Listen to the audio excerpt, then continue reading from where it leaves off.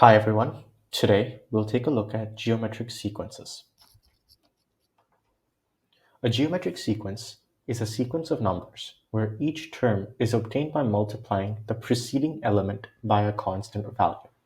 This constant value is called the common ratio R. Okay, so let's suppose we have a constant, right? We have a constant K, and then we multiply it, right? We multiply it by the common ratio R, and we get the number, or we get a value called KR. And then we do it again, and when we do it again we get KR squared, and we do it again one more time and we get KR cubed, right? And this goes on and on and on, right? And we multiply R n times and we get K to the power n. So this whole thing here is called a geometric sequence, right? When you can find a pattern, when you can observe a pattern where a number is being multiplied by another constant value again and again and again. And this pattern is called a geometric sequence. Okay, now let's look at the general term. Now, the general term, as per the IB data book, goes like this. Un is equal to u1 into r raised to the power n minus 1. Now, let's break this down first. Un is equal to the nth term. U1 is the first term. R is the common ratio. And n is the number of terms.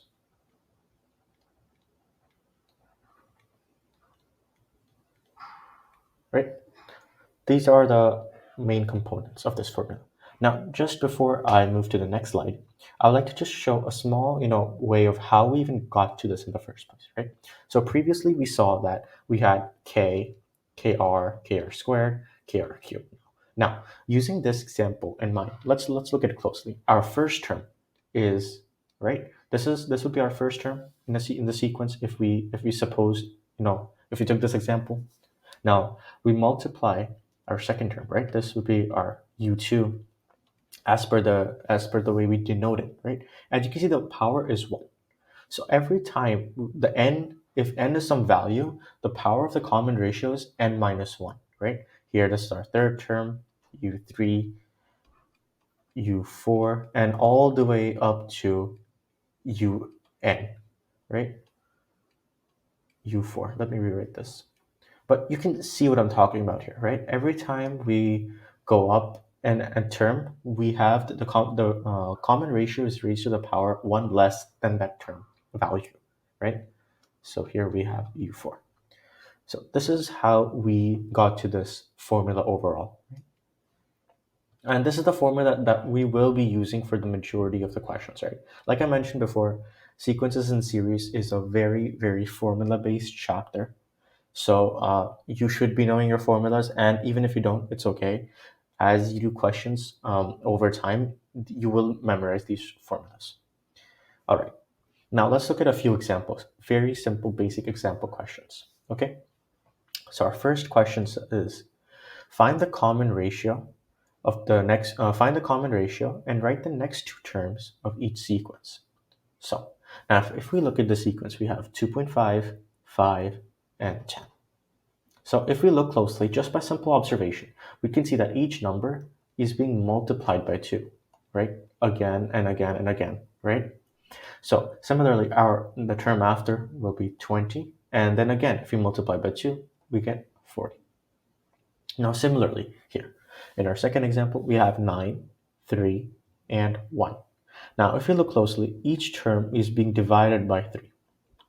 However, as per the definition of geometric sequence, each value is obtained by multiplying, right? It's obtained by multiplying the preceding element, not by dividing.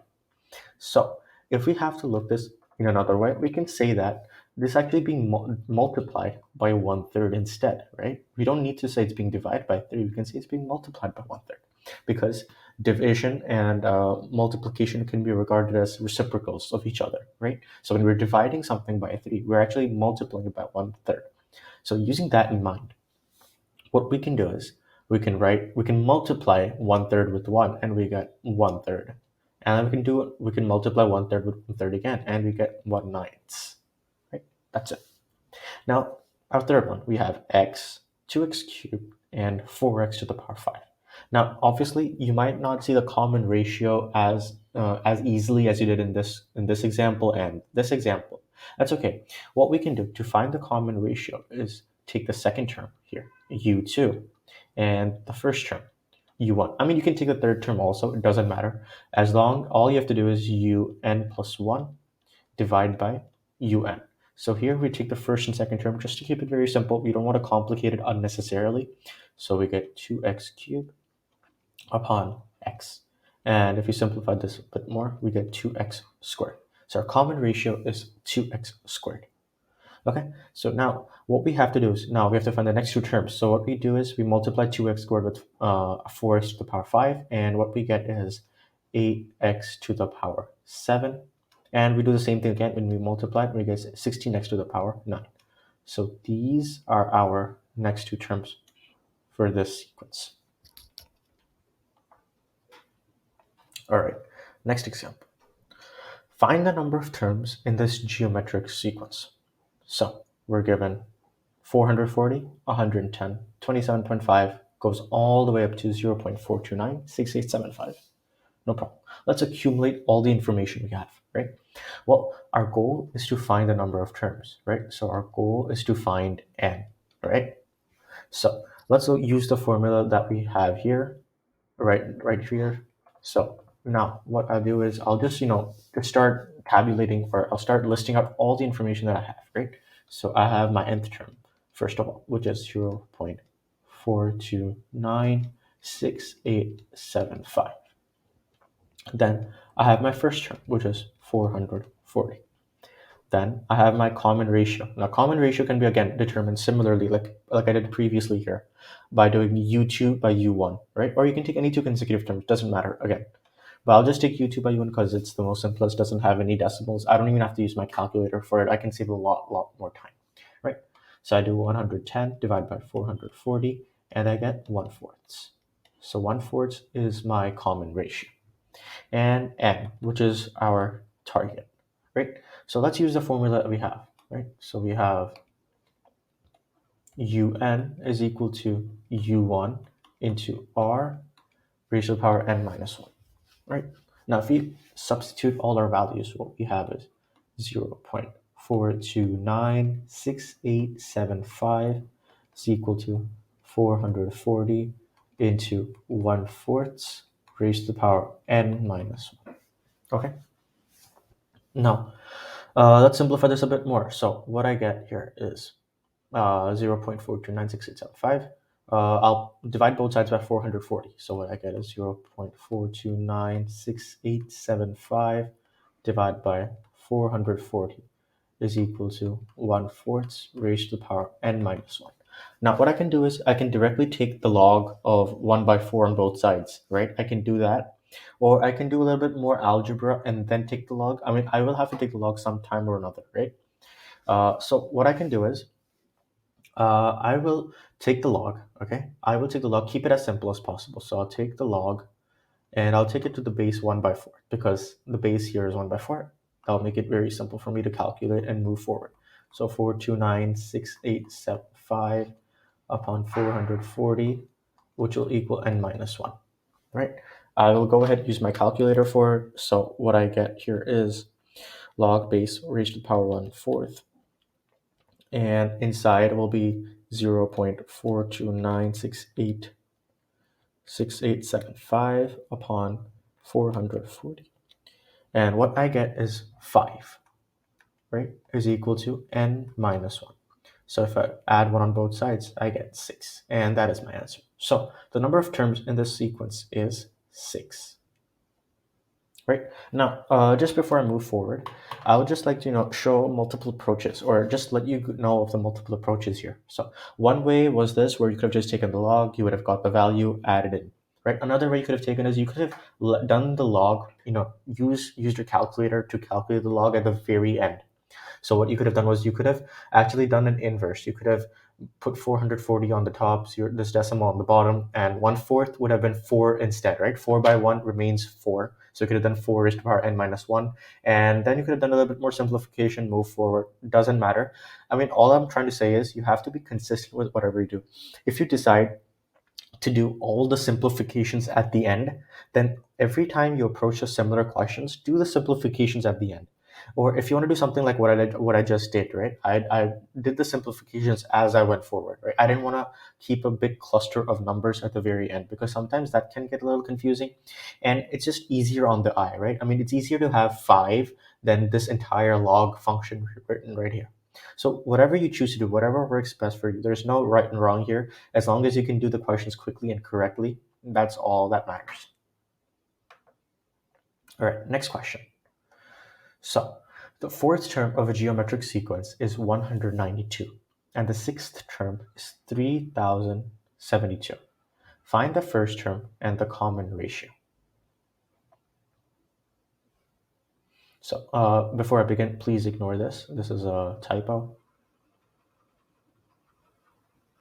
Okay, so we're given that the fourth term is 192, and the sixth term is 3072. So U4 is 192 and U6 is 3072, right? Now we're required to find the first term and the common ratio. Okay, so what I'm going to do here, this is a pattern question. You will find multiple questions like this in your past paper, and there's a very standard approach of this. You can just learn this and then move forward and apply the same process again and again, and there'll be easy full points for you, right? You don't have to do anything else. So what I'm going to do is I'm going to write U4 in the general term, right? The general term that we have right here. So I'm going to write it as U4 is equal to U1 raised to r raised to the power 3, right? Because it's n minus 1, n is 4, so I'm going to write 4 minus 1, which is 3. And then I'm going to write 192, right? I'm going to focus on this right now. And I'm going to do the same thing for u6. So I'm going to have u1 r raised to the power 5 is equal to 3072. Now, I have two equations right here. So I have equation number 1 and equation number 2.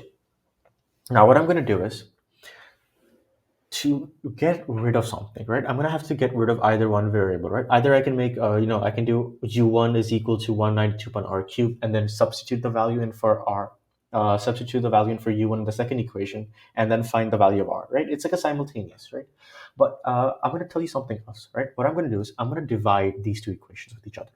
I'm gonna do equation number 2 divided by equation number 1, or I can write it as 2 upon 1, right? Doesn't matter, same difference, right?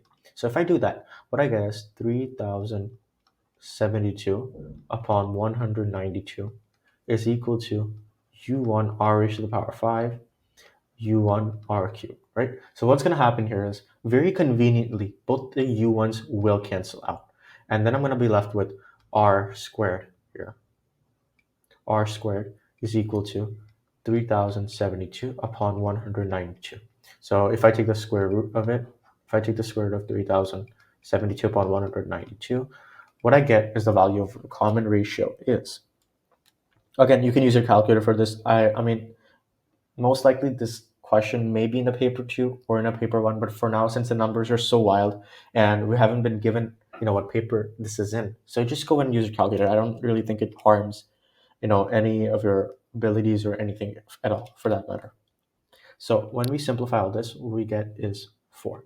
So our common ratio is 4. I'm going to write it right here. So R is 4. That's the information that we have got so far. Now we're supposed to also find the first term. So what we can do is we can just plug it in any of the equations, either 1 or either 2. But I'll take 1 just because, it's a little bit simpler, numbers are a bit smaller. And assuming that this was a paper one question, I would always pick equation 1 just because numbers are smaller to work with and they're easier to work with. Okay, so if I take equation 1, what I'm left with, u1 r is 4, right? So 4 cubed is 192. So if I divide 192 by 64. What I get is 3. So my first term is 3, and my common ratio is 4. And that's it. Okay, next question. The third term of a geometric sequence is 9, and the fifth term is 25. Find all the possible values of the common ratio, first term, and the sixth term. Okay, so we're given multiple things here, right? We're instructed to find multiple things here. But before that, let's accumulate all the information we have. So we're given that the third term is 9, fifth term is 20.25. Then we're supposed to find the common ratio, first term, and the sixth term. No problem. It looks quite similar to the previous question we just did, right? So let's get started. So u3, or our third term, is 9. And I can write it as u1 r squared, right? Because it's u1 r raised to the power n minus 1, where n is 3, so 3 minus 1 is 2, right? So we have our simplified equation. And similarly, our u5 is 20.25, which is u1 r raised to the power 4. Okay, so let's divide, if we'll call this equation 1, we call this equation 2. Let's divide equation 2 with equation 1. So we get 20.25 by 9 is equal to u1 r raised to the power 4, u1 r raised to the power 2. We simplify this, what we get is r squared is equal to 20.25 by 9, right? Take the square root of that, and we get r is equal to 3 by 2. Okay, so this is what we have here. Now, we have found the common ratio, right? That's done. Now let's find the first term. So for the first term, what we can do is take this equation, right? So we have, let me do it in different colors. So we have 9 is equal to u1 3 by 2 whole square. So if I simplify this, I get u1 is equal to 9 by 4. 9 and 9 cancel out. My first term is 4, right? That's my second part. Now let's go to the third part. My third part says find the sixth term. Now I can find this multiple ways. I can just multiply the common ratio with 20.25 and I'll find my sixth term. Or I can use a formula, un is equal to u1 into rn minus 1, right? You know what? I'll use the second one just to show you, just to give you an idea of, because we haven't really done a question with that. So I'll do that. But you can also know that, you should also know that just by multiplying the common ratio to the fifth term, you will get the sixth term. So now to get the sixth term, all we have to do is u1 raised to the power rn 6 minus 1, right? Because we have n is 6, so we have 6, so u6 is u1 r raised to the power 5. This will be 4, where r is 3 by 2 raised to the power 5. So u6 is 4 times 3 by 2 raised to the power 5. So if you put that in the calculator again, you can put that in the calculator if it's a paper 2 question. If it's not, you could leave it at that, or you could do a bit of multiplying, and it'll take hardly 30 seconds. So it doesn't really make a big difference, So 3 raised to the power 5 upon 2 raised to the power 5, put that in the calculator, and what you get is 30.375. So our sixth term, is 30.375. That's our answer. Next question. Every term in a geometric sequence is positive, and each term is the sum of the 2 previous terms. Find the common ratio. Okay, so I really like this question, and I highly suggest that you pause the video and give it a try, right? It's kind of an out-of-the-box question, right? It's not your regular apply the formula, know the formula, apply the formula, right? Just a little bit, as things have been tweaked into it, but I highly, highly recommend that you pause the video right now and give it a try. All right, assuming that you've given a go at it, let's get started. So we're given that every term in a geometric sequence is positive. Now that's a huge indicator, right? Now let me erase and let me use a highlighter. So why that's a huge indicator is because it tells us that the common ratio must be greater than zero, right? And this question is also telling us that what upon solving it, we might get a value of the common ratio which might be greater than zero or less than zero, right? And less than zero. So we have to reject this option and we only have to take the one which is greater than zero. Okay. Now next part says each term is the sum of the two previous terms, right? Now, what does this even mean? Let's look at it closely. So if we have a term, suppose we say some constant value k, and then we multiply it by r, kr, and then we multiply by kr again, we get kr squared. So right. So if this is our sequence, right? So what it's saying is that each term is the sum of the two previous terms. Two previous. So we can say that if this is the third term, right? And this is the second term, and this is the first term, right? We can say that k plus kr is equal to kr squared. That is what the second part of this question is telling us. And with that, we have to find the common ratio.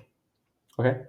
So, I mean, there's multiple ways of looking at it. You could have taken k by r, you could have taken k, and you could have taken kr. But then again, if you do this also, you will have to multiply by r on both sides, and you will get the same simplification, right? Or even if you take kr squared, kr cubed, it's the same thing. You will have r plus r squared is equal to r cubed, and you can divide by r on both sides, and because can't be zero, it says it's positive, so you can reject that one, and it'll simplify this equation only, right? So that's why it doesn't matter where you start, you'll end up with this anyway, so you don't have to worry about that. Now what we can do is let's start simplifying this, right? So now we're given that now we satisfied the condition of the question, so we have k plus kr is equal to kr squared. Now if I divide by k on both sides, what I'm left with is 1 plus r is equal to r squared. Taking everything on the right hand side, we get 0 is equal to r squared minus r minus 1. Now all we have to do is solve this, and we get our value of the common ratio. So I mean, if it's a paper 2 question, you can use your calculator and solve, find the roots of r, and the positive one will be the value of r. But let's assume that this is a paper 1 question. So the most appropriate way, actually the only appropriate way, would be to use the quadratic formula, right? So if we use the quadratic formula, what we get is r is equal to 1 plus minus square root 1 squared minus 4 into 1 into minus 1 all upon 2, right? So if you simplify this, we get 1 plus minus 5 2. And as you can see, we'll only take the 1 plus square root of 5, because 1 minus square root of 5 will give it a negative number, because square root of 5 is greater than 1. So our numerator will be negative, therefore r will be negative. So r is equal to 1 plus square root of 5 all upon 2. That is our final answer.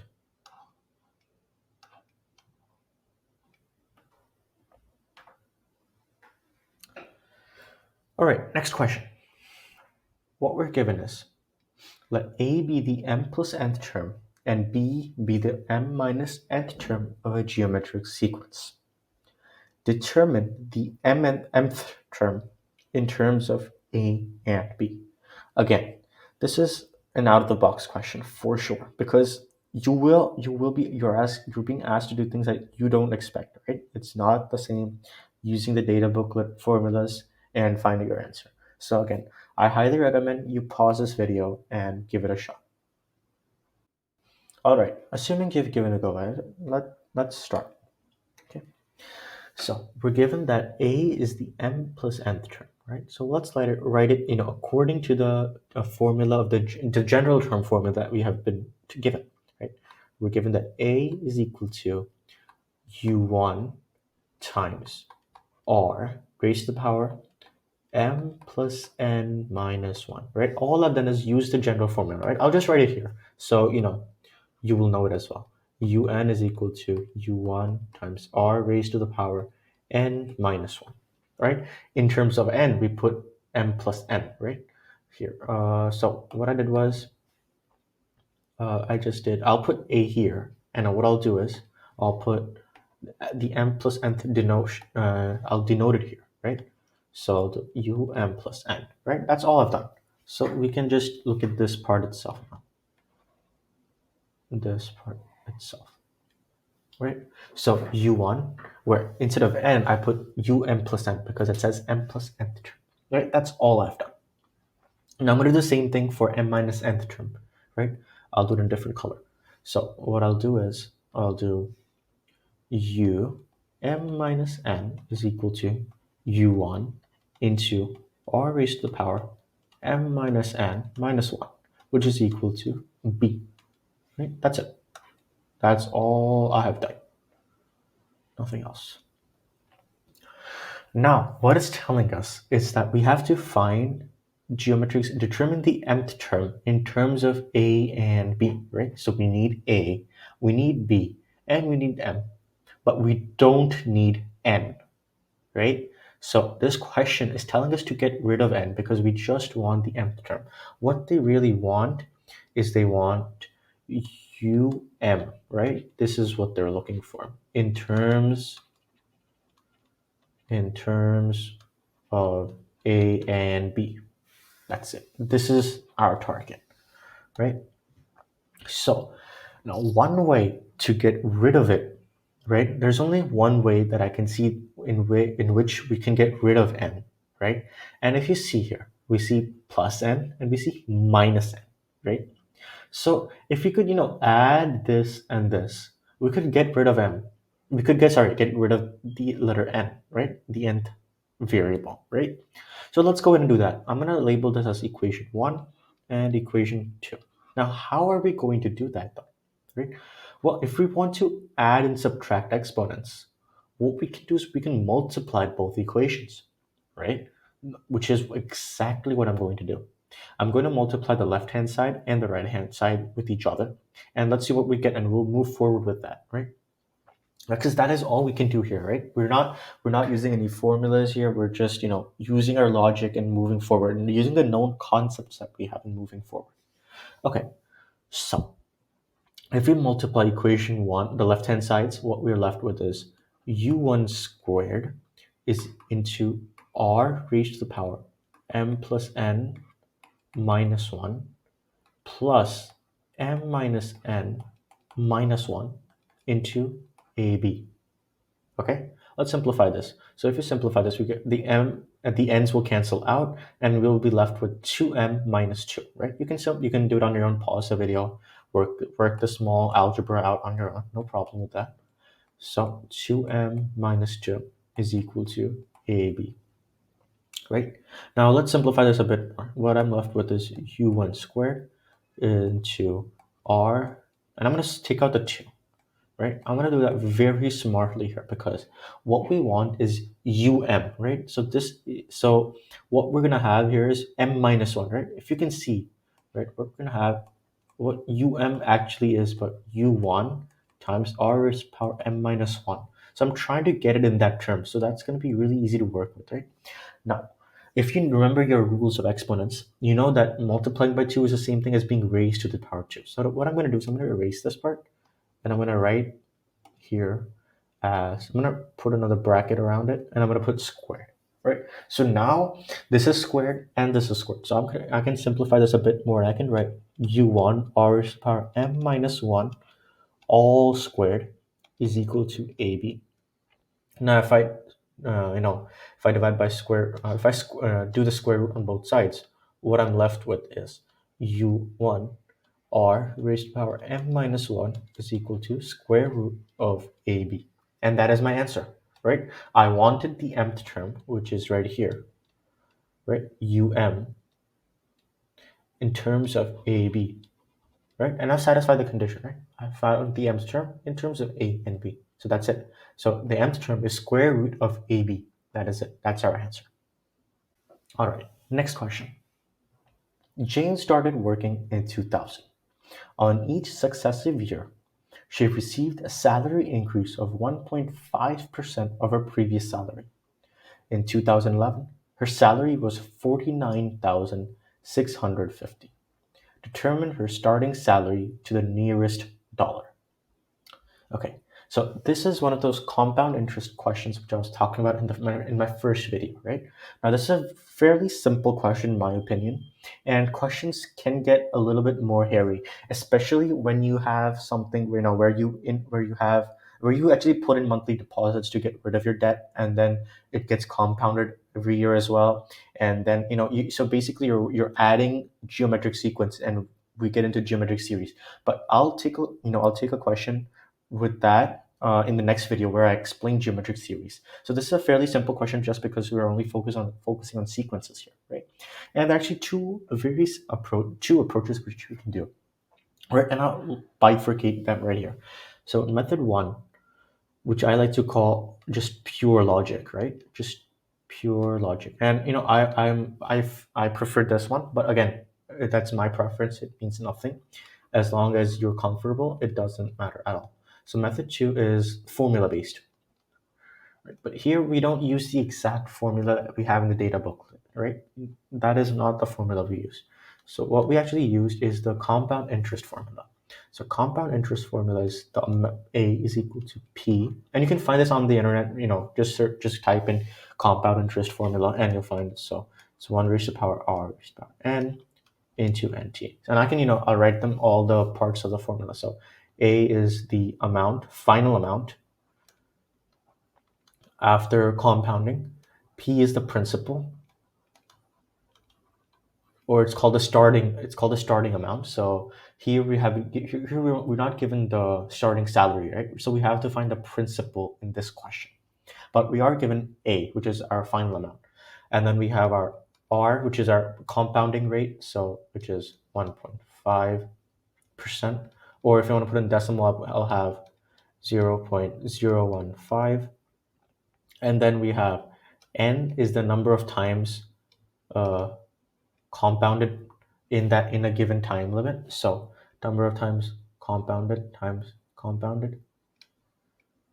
And then we have T is time. Okay. So we can use this you can use this formula and plug it in, and you can find your answer. So I will explain using the pure logic method, and I'll just give you some final values, and you can work the math out on your own.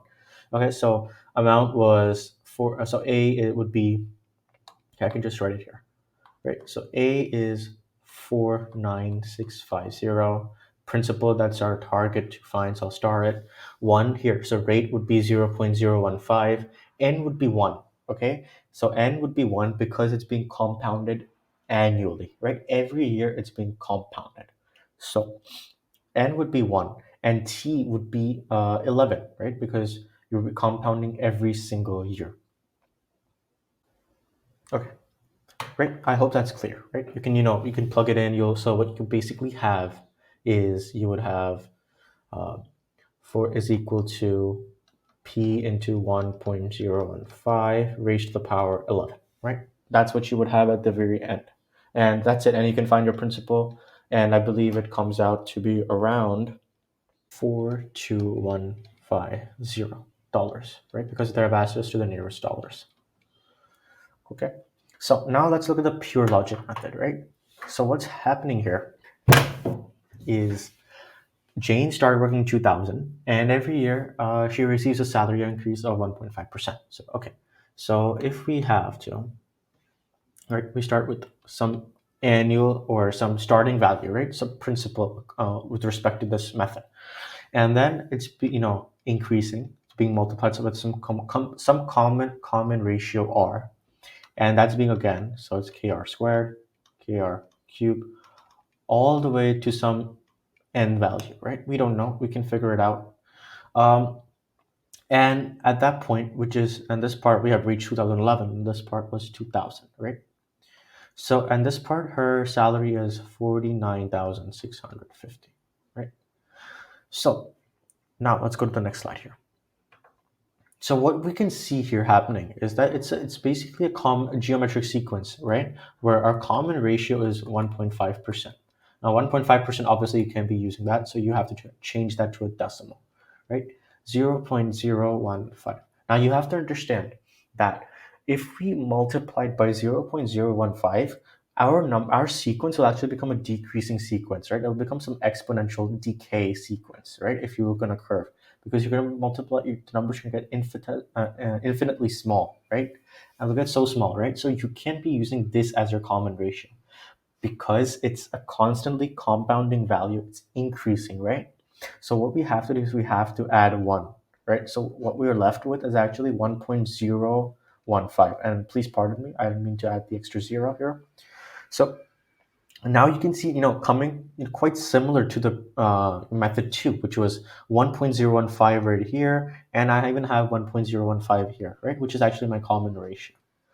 Similarly, our first term, again, we had to find, we know our final term, right, which is 49,650.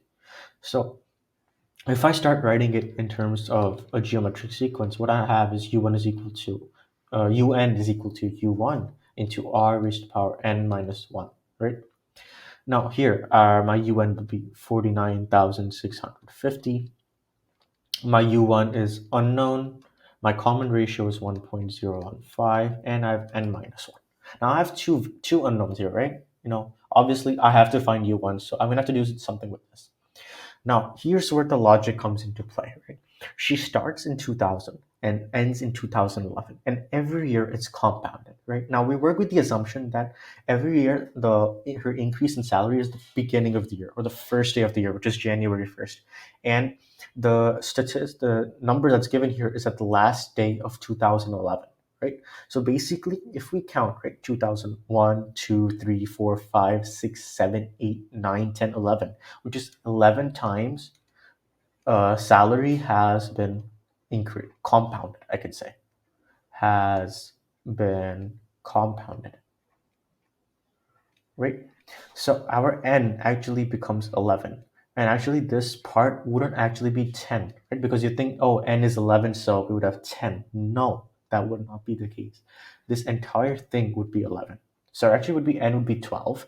But because, again, it's a word problem, right? It's not exactly a formula based. This is why I call it, logic.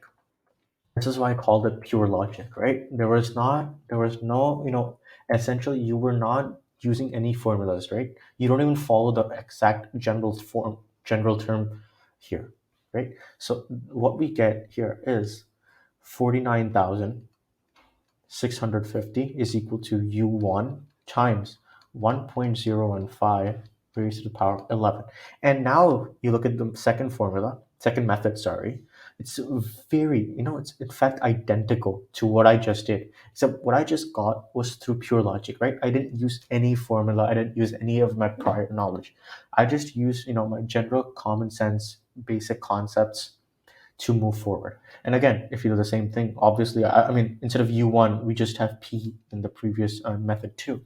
So again, we get the same answer, which is 42,150. So right, that is our, again, answer. So here I just show two methods which you could apply. Obviously, I would say if this is a question where instead of 2011 we have suppose 2021 or 2031, right? Where we're talking about 30 years, 40 years, you can't honestly you shouldn't be using this formula. I would say don't use this formula and use this formula, just because it's big numbers and you don't want to waste your time, counting or doing making any sort of silly errors which cost easy marks. You don't want to lose them unnecessarily.